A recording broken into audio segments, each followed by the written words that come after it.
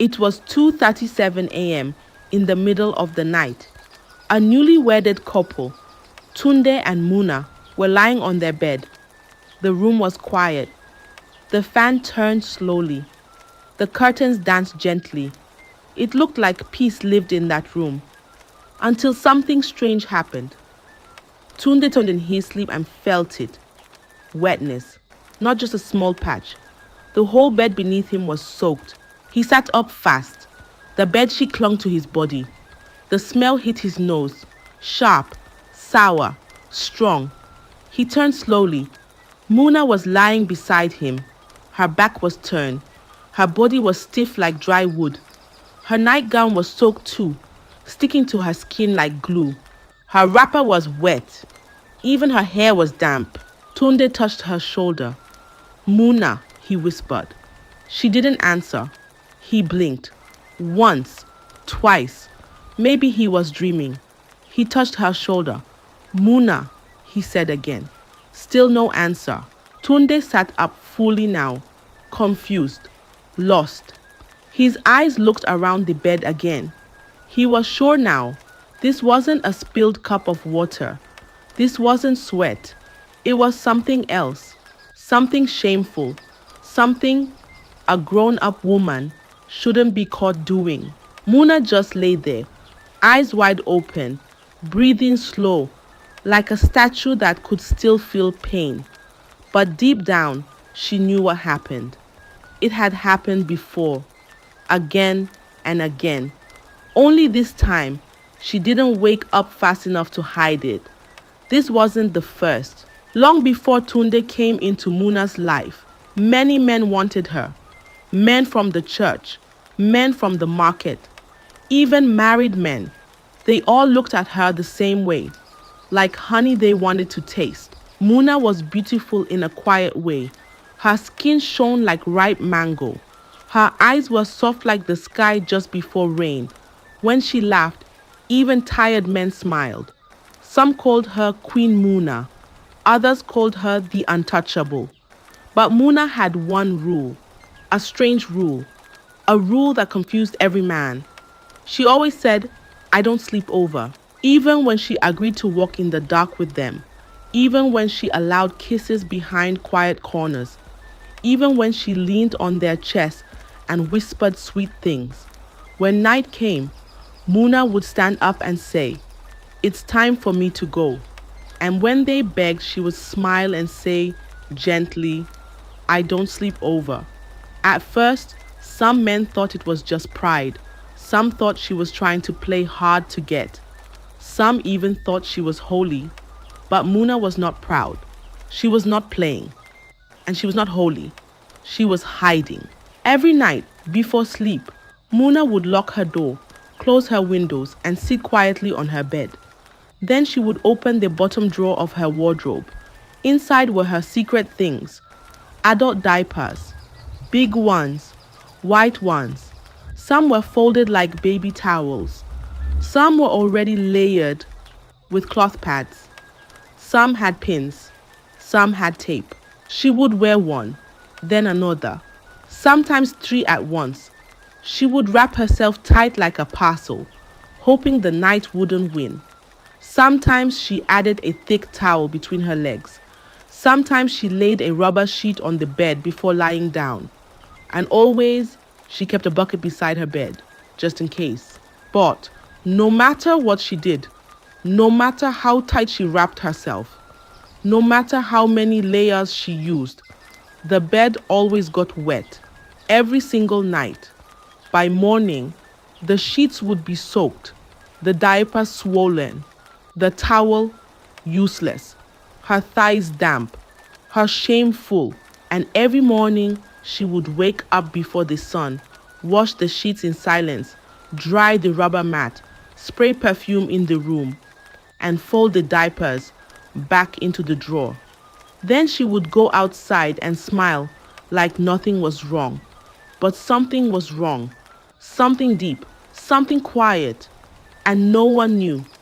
No one except Muna, and of course her grandmother, the one she stayed with. And that was why she never, ever slept over. Not even once. She looked perfect on the outside. The kind of girl men fought over. But on the inside, she carried a burden that no beauty could cover. And now, Tunda had found out. This was not the beginning. It was only the beginning of the end. When Muna was just 19, her heart found its first home in Chuck's. He was gentle, soft voice, kind eyes. The only boy she ever trusted enough to hold her hand in public. He called her Sunshine, and she called him My Peace. For 6 months, they stayed like that, talking, laughing, touching hands. But Muna still kept her rule. She never spent the night. Every evening, no matter how late, she went home. Then one Saturday, the sky was full of clouds, and the wind was wild like it was chasing something. Chuck said, "Stay tonight, Muna. Please, just this once. It's too late. The road is not safe." Muna shook her head. "I'll be fine." But Chuck held her hand. "Muna, I promise I won't touch you. Just stay. One night." Muna looked at him. She felt safe with him. And for the first time ever, she said, "Okay." That night, they watched a movie. They ate fried yam and talked about their childhood. Then they laid on the bed, holding each other. Chuck's arms wrapped around her. Muna closed her eyes, heart beating like a drum. She didn't sleep much, but when she did, it was light and broken. By morning, it happened. The bed was wet, soaked like someone poured water. Chuck opened his eyes slowly, stretched, then sat up. He touched the bed and froze. He looked at his shirt, wet. He sniffed. Then his face changed. "Muna," he whispered, voice full of shock. "Is this?" Muna sat up quickly.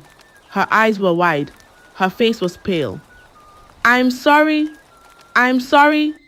she said again and again, her voice shaking.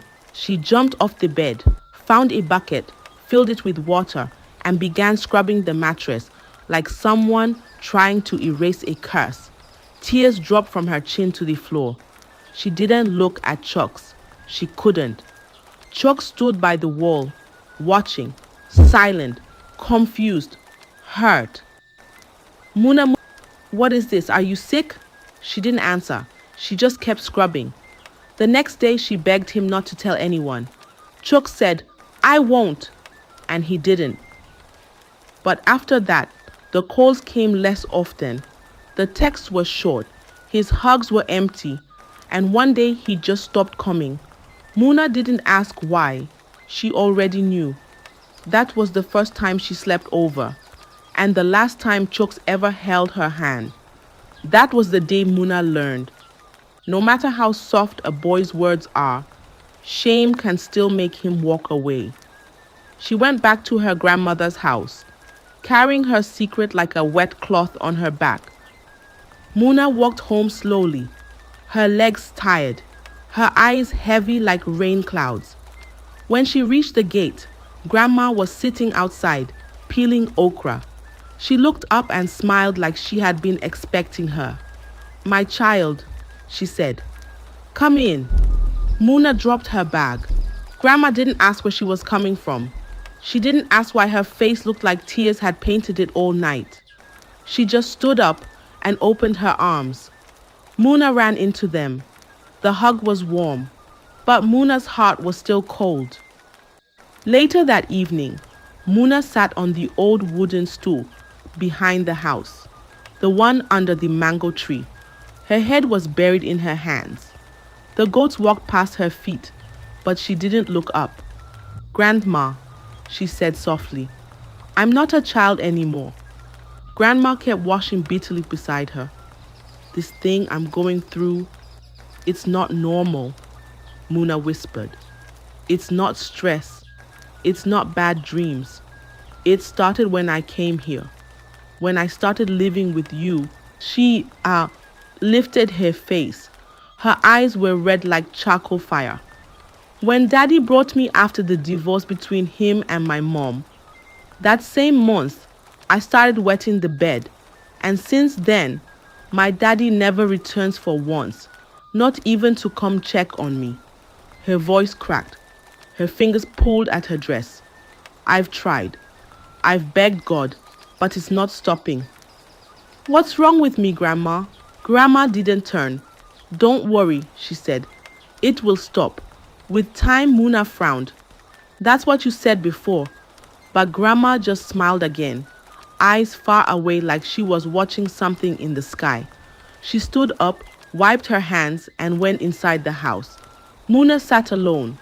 The wind blew, the trees swayed, but her heart stood still. She didn't know Grandma was hiding something deep, something dark, something older than the shame she carried. She kept it behind her smile, behind her soft voice, behind her quiet hands. Muna didn't know. She thought Grandma just didn't understand, but Grandma understood too well. She just didn't want to speak. Not yet. Years passed. Muna stayed quiet. She didn't laugh like before. She still helped Grandma with cooking and sweeping, but the sparkle in her eyes faded. Then one sunny afternoon, she met Boma. He wore a clean white shirt and a tie that looked expensive. He worked in a big bank in town. His voice was smooth like melted butter, and his shoes shined like new coins. When he saw Muna at the pharmacy, he smiled and said, "Such beauty should not be standing in line." Muna looked away, but from that day, he kept coming. Every evening, he brought her flowers, bread, jollof rice, perfume, fruits. Even Grandma liked him. "This one has sense," she said once.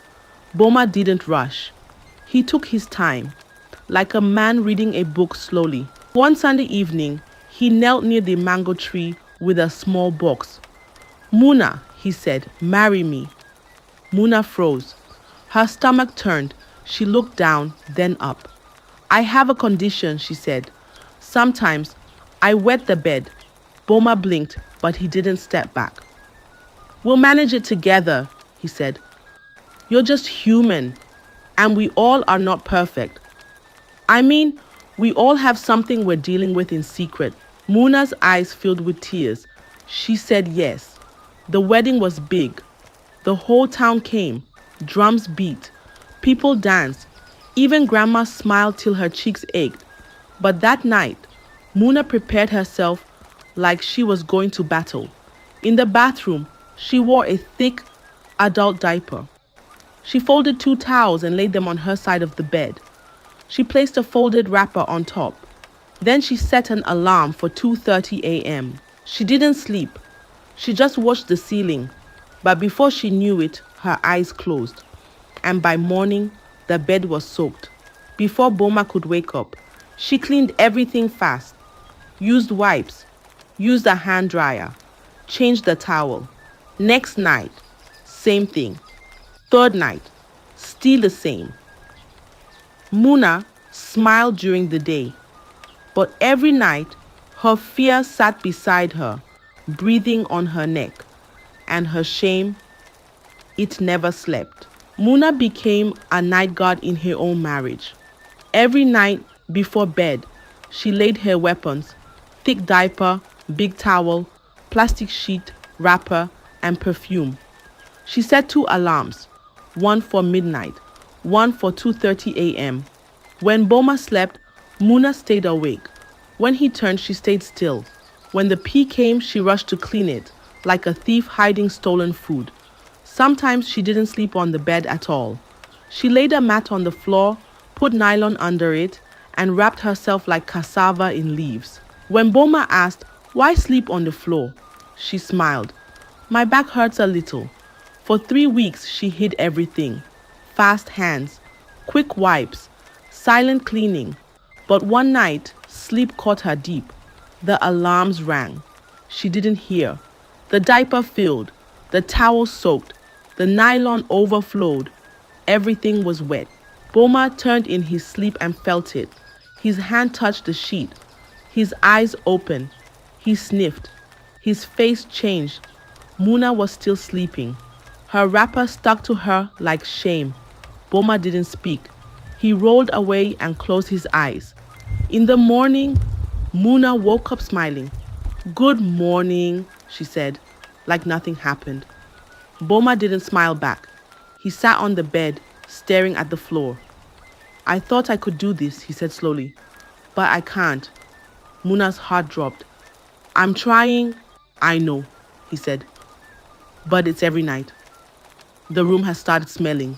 They tried everything. Rubber sheets, holy oil, herbal leaves soaked in salt, steam baths, even fasting. But the bed still got wet. Every night, she tried to sleep less. She stayed awake longer. But sleep always found her. And shame always came with it. Boma started changing. He started coming home late. Sometimes midnight, sometimes not at all. He stopped holding her, stopped smiling, stopped trying. When she asked, "Where did you sleep?" he would say, "Don't start." Muna grew quieter. Her smile faded. Her body felt like a cage. Her spirit like a ghost in her own home. One afternoon, she came back from the market with tomatoes and pepper. She placed the basket on the table and saw a brown envelope beside it. She opened it with shaking fingers. It was the divorce papers. Her hands dropped to her sides. The words on the paper looked blurry, like they were floating in water. No fight, no warning, just silence. The same silence that had followed her for years. She folded the paper back, sat on the floor, and stared at nothing. Her husband had left. Not with shouting, not with a slap, but with ink on paper. And Muna knew shame had won again. And this time, the wetness came from her eyes. Muna didn't fight. She folded her clothes slowly, like someone folding sorrow.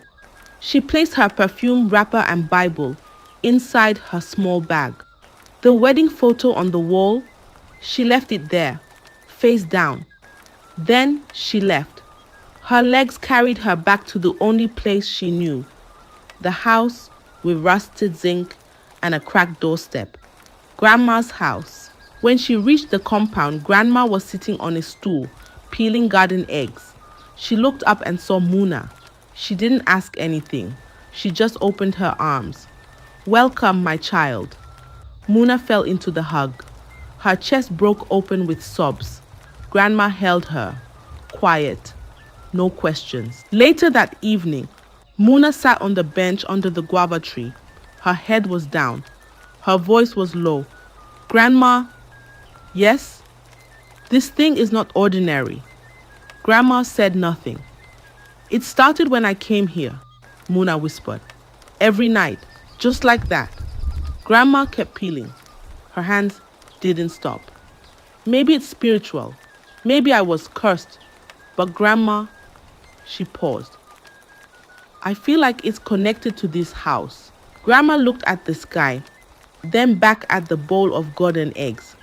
"It will stop with time," she said softly, like she was reciting from a song she had said many times. Muna's chest tightened. "You always say that." Grandma stood up, picked the peelings, and walked inside. Muna sat alone. The moon came out, the crickets sang. But in Muna's heart, the questions got louder. And behind Grandma's silence, something dark was hiding, something waiting. Life went on. Muna swept, cooked, washed, but her smile stayed locked behind her lips. Then Mark came. He was a teacher at the town's junior school. He wore simple shirts, carried a brown bag, and always smelled like chalk and soap. He wasn't loud like other men. He didn't chase. He just showed up. Often. "Good afternoon, Mama." He'd greet Grandma with a wide smile. "Need help with the water drum?" He fixed the leaking tap. He carried firewood. He even changed the bulb in Muna's room without being asked. But he didn't come for Grandma. He came for Muna. He would sit with her under the almond tree in the compound, the tree that dropped yellow leaves like quiet blessings. They talked about books, dreams, little things. Mark would talk, Muna would mostly listen and laugh sometimes. Slowly, her laughter started coming back. He was patient. He never pushed. Then one quiet afternoon, after shearing roasted yam and groundnut, he said, Muna, I want to marry you. Muna dropped the piece of yam from her hand. No, she said softly. Why? Mark asked. She looked away. I can't tell you. Mark didn't shout. He just smiled. Whatever it is, we'll manage. I'm not afraid. Muna stared at him like she was trying to read his heart. Then she nodded. Okay, she said. But in her mind, she made a promise. He must never find out. She had lost love before. This time, she would do everything to protect it, even if it meant hiding the shame. Again, this time, Muna came ready.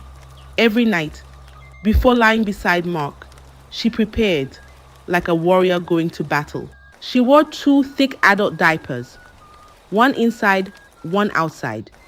She laid plastic nylon under her side of the bed. On top of it, she placed a towel. Then she folded a wrapper and tucked it under her hips. She sprayed perfume beside the pillow. She set 3 alarms, 1 a.m., 2:30 a.m., 3 a.m. When Mark slept, she stayed awake, watching the time like a night guard. Sometimes she would wait till he started snoring, then quietly roll onto the mat on the floor and sleep there instead. If he asked, Why are you on the floor? She smiled and said, My waist is paining me. The mat helps. Mark never doubted her. Muna moved like smoke in the night, quietly, carefully, without a sound. One Friday evening, Mark said, I'm going to night fellowship. I'll be back before midnight. Muna nodded. Okay, my husband. As soon as he left, she set her alarms again. She washed her hands twice. She sat on the bed, determined not to sleep. But sleep is a thief. It crept in like breeze through a broken window. Her eyes closed slowly. She didn't hear the first alarm. She didn't hear the second. And when Mark opened the door at 1:38 a.m., the room greeted him with silence and a strong smell. He looked at the bed. Muna was fast asleep, her wrapper soaked, the bed wet, the towel useless. The diapers had failed. He stood at the door, staring. Then he walked to the bathroom, changed his clothes, and came back to lie beside her. Muna didn't wake, but her secret had escaped again. And this time, someone had seen it. The next morning, Mark said nothing. He kissed Muna's forehead and went to work. Muna smiled, but her heart was racing. She could feel something had changed. His kiss was light. His eyes didn't rest on her like before, but she hoped maybe he didn't notice. But as he stepped out of the room, his heart whispered, let it be a one-time thing. Maybe she was too tired. Maybe she had a bad dream. Maybe, but the doubt sat in his chest, stubborn like a stone in a pot of soup. And Muna, once again, carried her secret like dry leaves hiding under the carpet. That night, they ate quietly. Mark talked a little. Muna laughed small laughs. After prayers, they went to bed. Mark closed his eyes. Muna thought he had slept, but he didn't. He was watching, not with anger, not with hate, just with quiet eyes. At exactly 2:12 a.m., he felt it.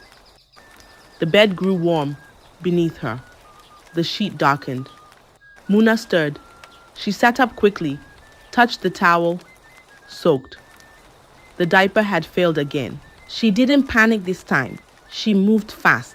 She stood, pulled off the diaper, rolled it into a plastic bag. She wiped the sheet with tissue. She picked the hand dryer from the table and dried the bed in circles.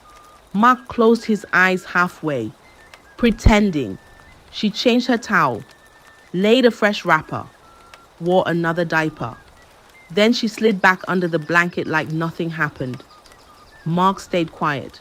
When morning came, he turned and looked at her. Muna, he said gently, are you sure everything is okay? Muna smiled. Mark, maybe you are dreaming. Nothing happened. Mark looked into her eyes. He didn't argue. He just nodded. On the third night, Mark stayed awake again. This time, he kept the lamp close. Muna followed the same routine. Sleep, then wetness, then panic. She cleaned. She wiped. She bent over the bed, blowing warm air to dry the shame. But this time, she didn't know Mark was watching. He sat up slowly. Then, without saying a word, he turned on the light. Muna froze. She didn't move. The towel dropped from her hand. Her wrapper hung loose. Her mouth opened, but no words came. You saw everything, she whispered, like a child caught stealing food. Mark looked at her, not with anger, not with hate, just with quiet eyes full of questions. Muna looked down. Her shame had finally been caught, and there was nowhere left to hide. Muna sat on the edge of the bed, her hands shaking, her face wet with tears. The diaper was still on the floor. The towel lay folded at her feet. The lamp was still on, casting soft shadows on the wall. Mark sat beside her, his voice gentle. Muna, what is wrong with you? Muna breathed in deeply. Her chest moved like a broken drum. I don't know, she whispered. I've been like this since I was 7. Mark's head tilted. 7? She nodded. That's the year my parents divorced. She wiped her face, but the tears kept coming. That year, my parents started fighting. Every day. Loud fights. Crying. My mother didn't want me to stay with Grandma, but Grandma insisted. She said I belonged with her. Muna paused, closed her eyes. Then one day it happened. My mother, she was caught with another man. My father got angry. He ended the marriage. That same week, he took me to live with Grandma. She looked down at her feet. And that's when it started. The bedwetting? Mark asked. She nodded. The very same month. No sickness? No. No injury? No. Did you tell anyone? I tried. I told Grandma, but she only said, it will stop with time. That's what she always said. No doctor could explain it. No prayer stopped it. No medicine helped. Mark looked at her, his heart growing heavy. So many years, so much shame, so much silence. Muna began to cry again, not loudly, just soft, deep sobs. I always hoped it would stop, she said. I always hoped the next man wouldn't find out, but they all did. And they all left. She stood up quickly, her voice trembling. You will leave too. I know it. That's how it always ends. She turned to pack her things, but Mark rose and took her hand. Muna, I'm not going anywhere. She looked at him, surprised. Her lips parted, but no words came out. We're married, he said softly, and we'll find a solution, together. His hand held hers firm and warm. Muna didn't answer, but for the first time in years, she didn't feel alone. The next morning, Mark took Muna by the hand. We're going to see my father, he said. Muna nodded. Her heart beat fast, but she followed him. Mark's father was a pastor, a quiet man with deep eyes and a voice that made even proud people bow their heads. His prayer room was small, just one chair, 2 stools, a wooden table, and candles burning low in the corners. A big Bible sat in the middle of the table. The air smelled like oil and peace. Mark greeted his father. Papa, this is Muna, my wife. The pastor nodded. He looked at Muna for a long time. Then he said, Sit down, my daughter. Muna sat. The candles flickered. The pastor asked, I heard what my son said. But I need to ask you myself, who raised you? Muna hesitated, then said, my grandmother. The room went still. The pastor's eyes changed, slowly, like a door opening to something old. He sat up straight. You mean your father's mother? Muna nodded. Yes. He looked at Mark, then back at her. His voice dropped low, almost like a whisper. We need to see her. Muna blinked. My grandmother? Yes. For what? There is something I need to check. Later that day, Muna went home and told Grandma, Papa wants to see you. He wants to pray for us. Grandma was sitting by the fire, peeling cassava. She stopped and looked up sharply. Me? Go to a prayer house? For what? Grandma, please. He just wants to pray. Her grandmother's eyes narrowed.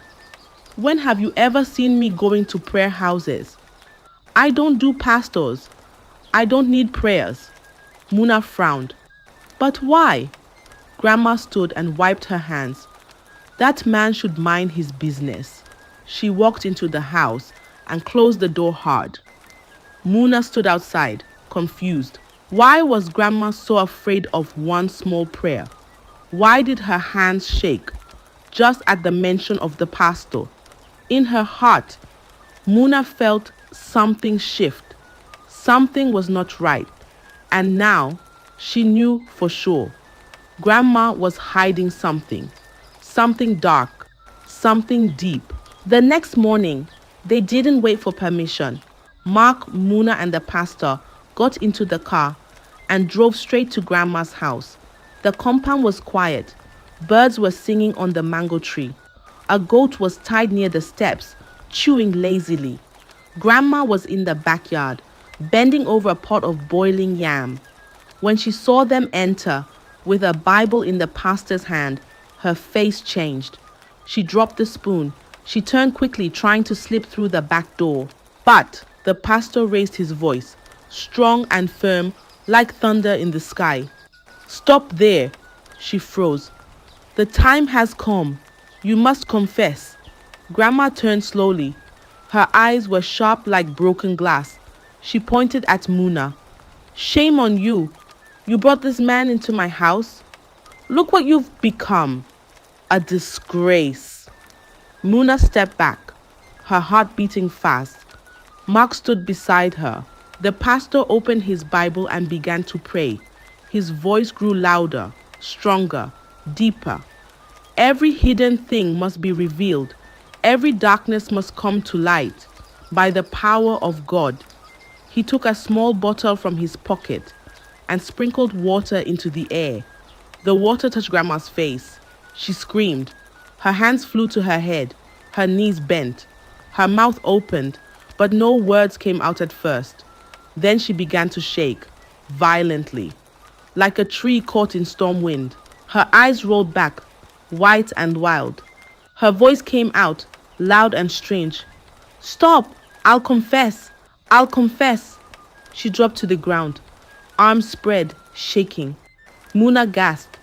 The secret had started to come out, and there was no turning back. Grandma's body shook on the ground.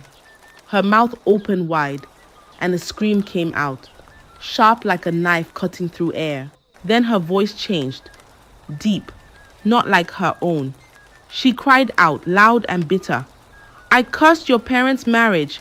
I did it with my own hands. Muna stepped back. Her legs became weak. Her breath caught in her throat. Your mother refused to give you to me. She didn't trust me. But your father brought you anyway. Tears ran down Muna's face like a broken pipe. Grandma's hand slammed the floor. When Muna came to live with me, I offered her to my coven. She was the sacrifice for my power. Every time she wets the bed, my strength grows. Her shame gives me rank. That's why I never helped her. That's why I never let it stop. The pastor kept praying. His voice grew louder. Every curse be broken. Every spirit of affliction, leave now. Grandma screamed louder. Her body twisted on the ground. Every night you wet the bed, I rose in power, she shouted. That's why I never helped you. I needed it to continue. I needed it to live. Muna dropped to her knees, shaking all over. Why, Grandma? Why? But Grandma's eyes were wide open now, like they had seen something from far away. Then suddenly, her mouth went silent. Her hands stopped moving. Her head dropped to one side. And just like that, she collapsed. No breath, no sound. She died on the spot. Mark rushed to hold Muna. The room was quiet. The air was heavy. The curse was broken, but the price had been paid. That night, Muna slept like a baby. No diapers, no towels, no nylon, no alarms. Just her and the bed. Just her and peace. Mark lay beside her, watching her sleep. Soft, quiet, calm. He smiled, then closed his eyes too. When the sun came up the following morning, Muna opened her eyes slowly. She touched the bed. Dry. She sat up fast, still dry. She looked at Mark. It didn't happen, she whispered. For the first time, it didn't happen. Mark sat up and smiled. It's over, he said. You're free. Muna burst into tears. Not the tears of shame she once cried, but the kind that water joy and wash away pain. From that day, she slept freely. No fear, no plastic, no secrets. The shame was gone. The burden was broken. The curse was finished. Mark never left her side. He held her every night like treasure. He looked at her like a gift. And Muna smiled again, truly smiled. She cooked, she danced, she laughed with the wind. And deep inside her heart, she said softly, "Thank you to the man who stayed." Because sometimes the strongest love is the one that stays when everything else has run. I hope you enjoyed the tale. If so, please like the video, share it with your family and friends, comment on it, and don't forget to subscribe to the channel and turn on the notification bell for more enchanting tales like this one. Goodbye.